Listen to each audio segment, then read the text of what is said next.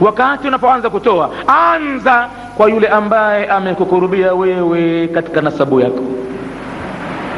Wabda biman taul, anza kwa aliyekukurubia mwanzo, usiende mbali kwa kutaka sifa na kutaka kujionyesha ukawaacha jamaa zako, mtoto wa jomba yako, mtoto wa shangazi yako, mtoto wa ami yako, mtoto wa kaka yako, mtoto wa dada yako, hali zao mbaya kabisa, mabibi, mamama, manani, ukaenda kwingine haifai. Anza kwa wale kukurubia mwanzo kwa nasab. Na mtu kakurubiwa zaidi na watu wa nyumbani kwake, anza ndani mle kuwafurahisha watu, kuwatekelezea watu, kuwahudumia watu, hususan ndani ya kipindi hichi cha mwezi wa Ramadhani. Usende ukajitibu mwenyewe nje, ukajichana katika restaurant, ukawaacha watu wako nyumbani hawaonji kitu, hawatamani kitu, wako katika dhiki kubwa. Funga ya Ramadhani yako itakuwa kwenye alama ya kuuliza, imekubaliwa au imekataliwa. Mwenyezi Mungu anajua.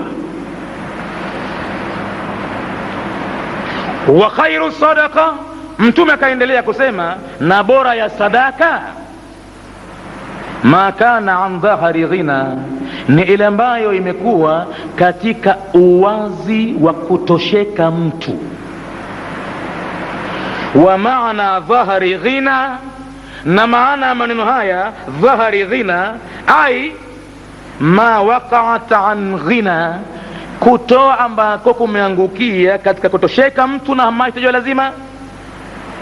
Wa ghairi ihtiyajin, na imekuwa yeye si mwenye kuhitajia, ila almutasaddiq, kwenye mtoaji wa tasadaka hiyo hahitajie mwenyewe, bihi, hicho anachokitoa, linafsihi, kwa nafsi yake, au liiyalihi, au watoto wake wa nyumbani kawatosheleza kwa kila kitu, sasa ndo ameruhusiwa kutoa kitu kingine nje. Hii ni sadaka iliyokuwa bora sana kuliko ile ya taklif, ya kujiumiza na ya kuwakhini watu wa nyumbani kwa ajili ya kuwapa watu wengine nje. Hiyo si bora. Bora ya sadaka ni ile ambayo imetokezea wakati mtu katosheka nyumbani, mahitaji lazima yako tayari kabisa, mpaka akiba zake anazo kwa yeye mwenyewe na kwa ajili ya wanawe. Hapo sasa kama anatoa sadaka, sadaka hiyo bora sana hiyo.